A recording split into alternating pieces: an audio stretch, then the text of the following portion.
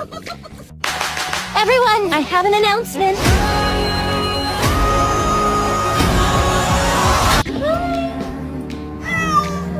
Wanna be like on my knees in the night, saying prayers in the street light.